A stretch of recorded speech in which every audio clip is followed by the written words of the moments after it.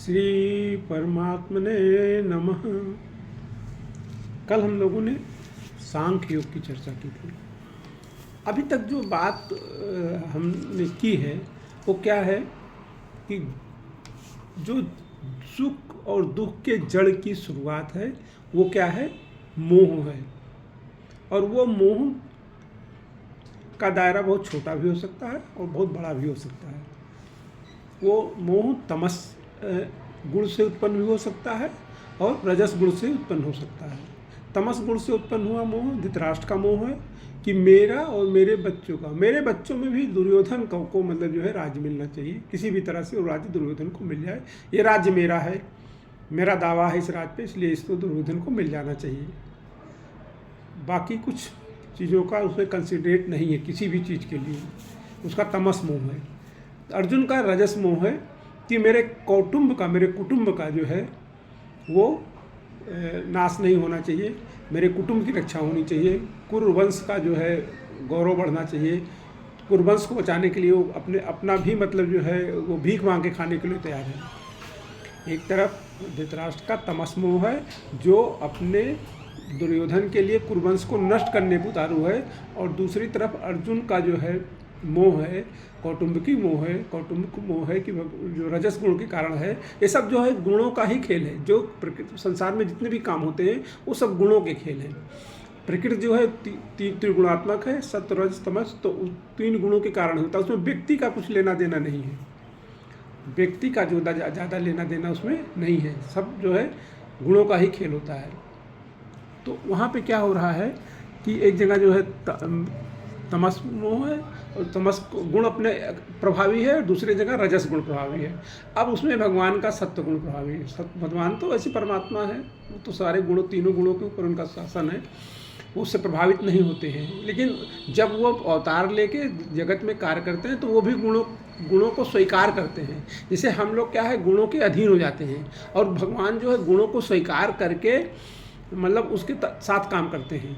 मतलब उसको वो देख रहे हैं कि मतलब सत्य गुण को उन्होंने स्वीकार किया और उससे काम किया, और हम तमस गुण के धृतराष्ट्र तमस गुण के अधीन होकर काम कर रहा है, अर्जुन जो है रजस गुण के अधीन होकर काम कर रहे हैं। भगवान जो है सत्य गुण को स्वीकार करके काम कर रहे हैं और वो ज्ञान दे रहे हैं।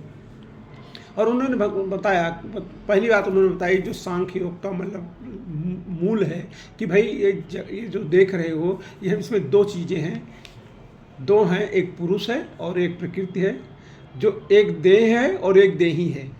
भगवान ने पुरुष प्रकृति नहीं कहा, भगवान ने श्रीमद् गीता में कहा कि एक देह है और दूसरी देही है। देह का नाश क्षण प्रतिक्षण हो रहा है, हर मतलब वो बिल्कुल भी अस्थायी तो नहीं है उसमें, मतलब क्षण प्रतिक्षण जो है देह का नाश हो रहा है, इसलिए उसकी सत्ता नहीं है, इसलिए उसके मरने मारने का सवाल नहीं है। प्रश्न जिसे कहते हैं ना, क्वेश्चन डज नॉट अराइज, तो उसका सवाल ही नहीं है कि तुम किसी को मार रहा है, देह मर रही है, मार रहा हो तो मर ही रही है, ख़त्म हो रही है क्षण पर। और देही जो है वो स्वयं प्रकाश है, अनादि है, और वो जो है क्या कहते हैं उसका वो सत्य है, परमानेंट है, कल भी थी, आज भी है, परसों भी रहेगी, आगे भी, मतलब भूत भविष्य तीनों कालों में उपस्थित है। उसमें कुछ फर्क नहीं पड़ रहा है, उसको न कोई जला सकता है, न काट सकता है, सुखा सकता है, उस पर उसका कुछ भी मतलब नहीं हो सकता है। वो जो है ऐसी है। तो जो देही है वो परमानेंट है, उसकी सत्ता है, उसकी हमेशा सत्ता है, देह की सत्ता नहीं है। तो इसलिए तुम इस भ्रम में मत रहो कि तुम किसी को मार रहे हो या कोई तुमको मार रहा है या कोई मर रहा है। भगवान ने ये सांख्य योग में कह दिया। फिर उन्होंने कहा कि अब इसी बात को अगर तुम इस सांख्य योग को समझोगे कि कोई किसी को मारना है, देह और देही है, देह लगातार मर रही है, लगातार मर ही रही, मतलब मर रही मतलब बदल रही है, लगातार चेंज हो रही, इसलिए उसकी सत्ता नहीं है, क्योंकि असत है। असत मतलब सत्ता नहीं है उसकी, असत है। तो असत है तो मतलब जो है उसकी सत्ता नहीं है। अब उसकी सत्ता नहीं है तो अब अपने को, और देही जो है उसकी सत्ता है, वो सत है, वो परमानेंट है। और कहा था कि जब ये चीज़ तुम समझोगे तो जो है तुम सुख और दुख से, जय और पराजय से, और मान और अपमान से से ऊपर उठ जाओगे। अब वो कह रहे हैं कि यही जो है जो समबुद्धि है, जो पहले सांख्य योग में तुमको बताई गई है, अब वही तुम कर्मयोग के बारे में सुनो। उसी समबुद्धि को, उसी बुद्धि को कि चूँकि देह और देही की बात से ऐसा स्पष्ट हो जाता है कि सुख और दुख की सत्ता नहीं है, मान और अपमान की सत्ता नहीं है, क्योंकि वो तो देही पे तो उसका फर्क ही नहीं है। देह जो है वो अस्थायी है, तो उन सब चीज़ की सत्ता नहीं है।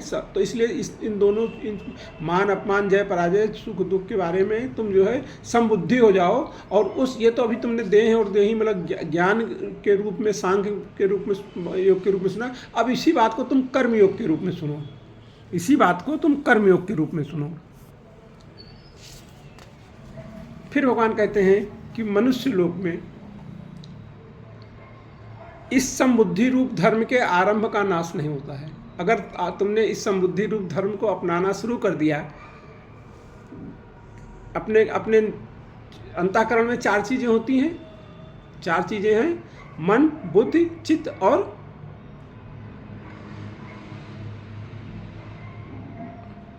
मन, बुद्धि, चित्त और अहंकार। तो अगर चित्त में अपने मन तो संकल्प विकल्प है, जब आदमी संकल्प करता है कि मैं ये काम करूँगा, जैसे अर्जुन कह रहा है कि मैं युद्ध नहीं करूँगा, तो इसका मन का कार्य है, ठीक है। बुद्धि जो निश्चय करती है, बुद्धि ने क्या निश्चय करके उसको दिया है, बुद्धि ने अर्जुन को निश्चय करके दिया है कि ये जो राजा लोग हैं, इन लोगों को भीष्म, द्रोण, इन सबको मारने से पाप लगेगा, वर्ण संकरता फैलेगी, कुल का नाश हो जाएगा, पितरों को पिंड नहीं मिलेगा। ये सब बुद्धि ने उसको निश्चय करके बताया है। और चित्त में जो चिंतन चल रहा है, उसके जो चित्त में चिंतन, भगवान उसके चित्त में चिंतन डाल रहे हैं कि भाई देह और देही को समझो, ठीक है, और उसके कारण सुख दुख जय पराजय और मान अपमान में धर्म मतलब उसको समझो, क्या कहते हैं, समबुद्धि को समझो। तो ये चिंतन है। और अहंकार, तो उस अहंकार क्या है, जो एग्जिस्टेंस की बात है, वो जो कह रहा है ना कि मैं देही से अलग एक अर्जुन हूँ, या ये देही से अलग एक कृष्ण है, या देही से अलग ये एक भीष्म है, ये देही से अलग एक द्रोण है, देही से अलग एक राजा लोग हैं। तो ये जो चीज़ है, ये अहंकार का मतलब अहंकार के मूल के कारण कि हम हैं, वे हैं और ये हैं।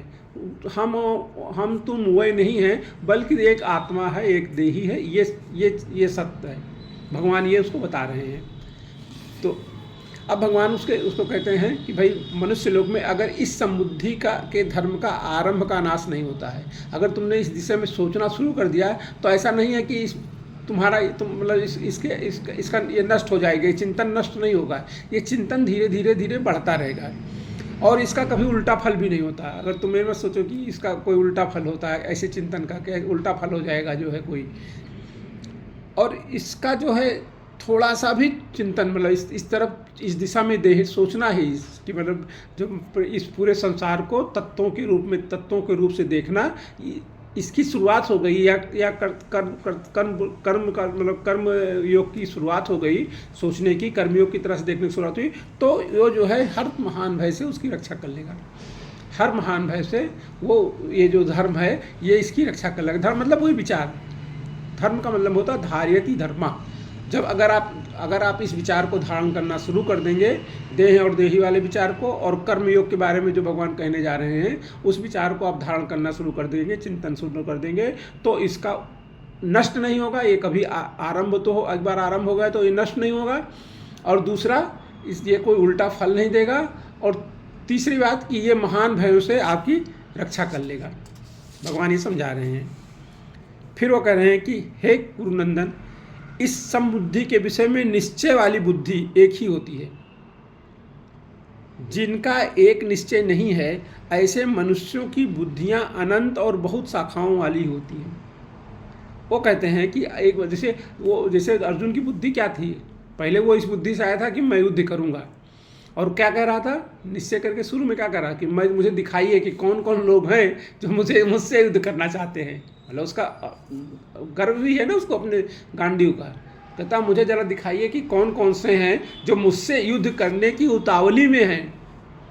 और अब उसकी बुद्धि वहाँ जाते जाते पलट गई, और अब क्या कह रही है कि नहीं, ये तो मैं युद्ध नहीं करूँगा, इससे जो है कुटुंब का नाश हो जाएगा, वर्ण संकरता आएगी, कुल का नाश हो जाएगा, कुल धर्म का नाश हो जाएगा, पितरों को पिंड नहीं मिलेगा। बुद्धि उसकी बदल गई, मतलब अनिश्चयात्मक बुद्धि है, निश्चयात्मक बुद्धि नहीं है।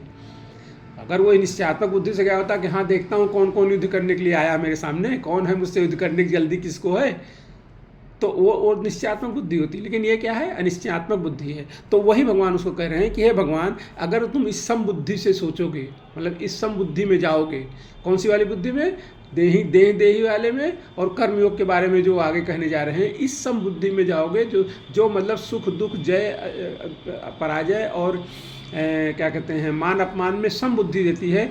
उस बुद्धि को वो एक निश्चय वाली बुद्धि हो जाएगी वो।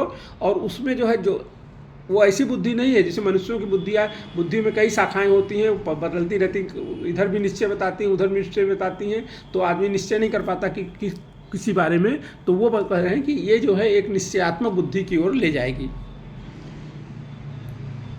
आगे भगवान कह रहे हैं कि हे पृथानंदन, जो कामनाओं में तन्मय हो रहे हैं, स्वर्ग को ही श्रेष्ठ मानने वाले हैं, वेदों में कहे हुए सकाम कर्मों में प्रीत रखने वाले हैं, भोगों के सिवाय और कुछ है ही नहीं ऐसा कहने वाले हैं, वह अविवेकी मनुष्य इस प्रकार की जिस पुष्पित वाणी को कहा करते हैं, जन्म रूपी कर्म फल देने वाली है, भोग और ऐश्वर्य की प्राप्ति के लिए बहुत सी क्रियाओं का वर्णन करने वाली है। वो कह रहे हैं, भगवान कह रहे हैं कि हे पृथानंदन, जो कामनाओं में तत्पर हो रहे हैं, जिनकी बहुत सारी कामनाएं हैं कि ये भी करना है, वो भी करना है, ऐसा करना है, संकल्प विकल्प मन में, मतलब जिनका मन बहुत सक्रिय है कि ये भी करना है, वो भी करना है, हमेशा संकल्प विकल्प उनके मन में उठते रहते हैं, जो स्वर्ग को ही श्रेष्ठ मानने वाले हैं। वो कहते हैं कि हम कर्म करके, मतलब वेदों में जैसा बताया गया ना कि यज्ञ करके आपको स्वर्ग मिलेगा, तो उसकी ओर इशारा करके कह रहे हैं कि जो स्वर्ग को ही श्रेष्ठ मानने वाले हैं और वेदों में कहे हुए सकाम कर्मों में प्रीत रखने वाले हैं। जो वेदों में सकाम कर्म बताए हैं कि पुत्रेष्ठ यज्ञ है, राजेश यज्ञ है, जो भी यज्ञ है तो होते हैं कि धन को प्राप्त करने के लिए ये है या ऐश्वर्य को प्राप्त करने के लिए है, तो ये सब जो यज्ञों में करने वाले यज्ञ हैं तो वो उनमें प्रीत रखने वाले हैं। और भोगों के सिवा, मतलब जो कहते हैं, जो चारवाक का सिद्धांत है कि जो है ऋणम कृत्वा घृतम पिबेत, जो उसको मानने वाले हैं, और कि भोगों के सिवा जो संसार में भोग हैं, विषय वस्तुओं का भोग है, इसके सिवा कुछ है ही नहीं है, ऐसा जो कहने वाले हैं, वो अविवेकी मनुष्य इस प्रकार की जिस पुष्पित शोभावाणी को कहते हैं, कहा करते हैं, जन्म रूपी कर्म फल को देने वाली है। वो जो करते हैं वो क्या है, वो कहा करते हैं, वो जन्म रूपी कर्म फल को देने वाले। आप कर्म करोगे फिर उसका फल मिलेगा। आपने पुत्रेष्ठ किया तो पुत्र मिलेगा, ठीक है।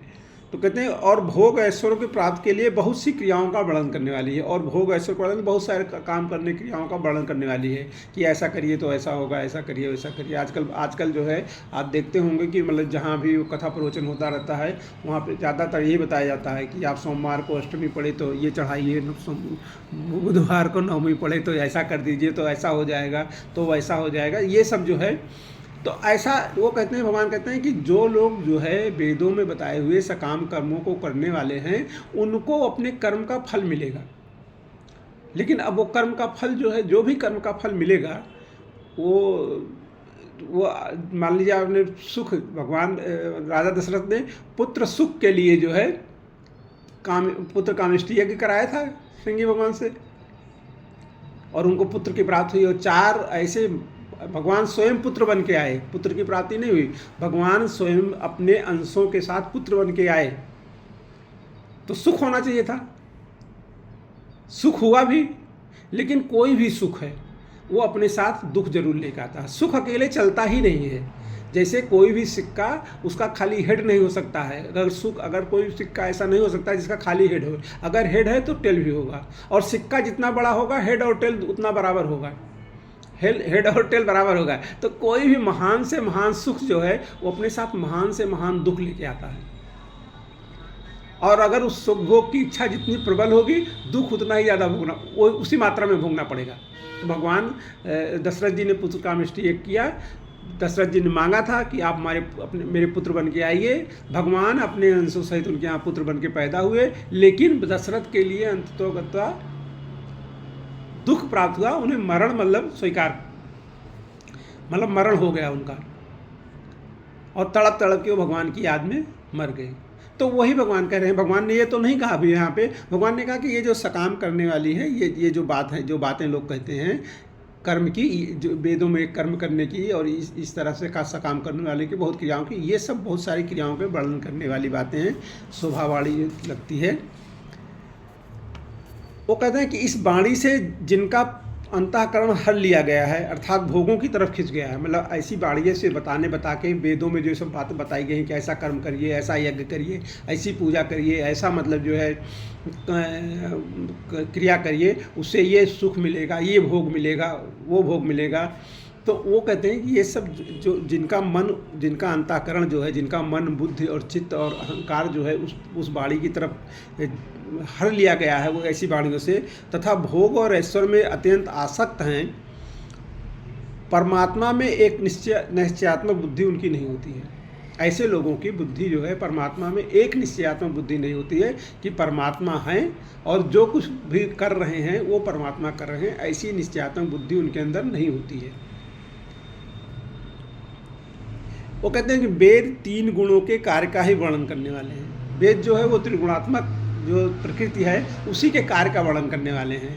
3 गुण को बहुत ध्यान रखना चाहिए। जो कुछ भी हो रहा है, मान लीजिए मैं अभी जो है ये श्रीमद् भगवद गीता के बारे में चर्चा कर रहे हैं, आप लोग सुन रहे हैं, तो इस समय हमारे शरीर में इस मतलब शरीर मतलब प्रकृति, इस प्रकृति में जो है सत्व गुण रजत गुण के साथ प्रबल हो रहा है, इसलिए ये हो रहा है। हम कर रहे हैं नहीं, इसलिए ये हो रहा है। ये इसलिए हो रहा है कि इस बॉडी के अंदर जो है वो क्या है, सत्व गुण जो है रजत गुण के साथ प्रबल हो गया है। इसलिए मन जो है, इसलिए बुद्धि जो है इस काम में लग रही है। तो भगवान वही कह रहे हैं कि ये जो वेद होते हैं, जैसे जो लोग उस वेदों में बताए हुए सकाम कर्मों की ओर जो है आकर्षित होते हैं और फलों भोगों की प्राप्ति के लिए वो जो काम करते हैं, उनकी जो है परमात्मा में निश्चयात्मक बुद्धि नहीं होती है। और ये जो वेद हैं इनके सारे कार्य ये त्रिगुणात्मक है, 3 गुणों के कारण ही जो है वही करने वाले हैं। हे अर्जुन, इन तीनों गुणों से रहित हो जा, तुम इन तीनों गुणों को छोड़ दो। सत्य, रजस और तमस, इन तीनों गुणों से तुम छोड़ना मतलब कि तुम इनके प्रभाव में मत आओ। जिसे मतलब घोड़े पे सवारी करो, घोड़े को अपने ऊपर सवारी मत करने दो। तो कहते हैं भाई ये जो है इनको उनके प्रभाव से रहित हो जाए, राग द्वेषाद द्वंद्वों से रहित हो जाए, और राग और द्वेष से रहित हो जाओ कि ये इसके प्रति ये मेरा है इसलिए इसके प्रति राग है, और ये मेरा नहीं है इसलिए इसके प्रति विराग है। मतलब जो कुरुवंश है उसके प्रति मेरा राग है, और जो कुरुवंश नहीं उसके प्रति मेरा विराग है, द्वेष है। ऐसा मत सोच, नित्य बस परमात्मा में स्थित हो जाए, और योग क्षेम की चाहना भी मत कर, परमात्म परायण हो जाए। वो कहते हैं कि तुम केवल जो नित्य वस्तु है परमात्मा जो नित्य वस्तु है उसमें तुम स्थित हो जाओ, समझे। और योग क्षम की भी आशा ना करो कि हमारा इस देह का खर्चा कैसे चलेगा, इस देह का मतलब कार्यकलाप कैसे चलेगा, कार्य व्यापार इस देह का कैसे चलेगा, खाना पीना रहना सोना ये सब कैसे होगा, इस सबको भी मत सोच, उसकी भी चाहना मत कर, और परमात्म परायण हो जाए, और एकमात्र भगवान के परायण हो जाए कि हाँ ईश्वर भगवान जो करेंगे वो अच्छा करेंगे, या भगवान जो करेंगे मुझे वो सब स्वीकार है, भगवान जैसा परमात्मा जैसा करेंगे वैसा सब मुझे स्वीकार है। फिर आगे चर्चा अपनी कल करेंगे।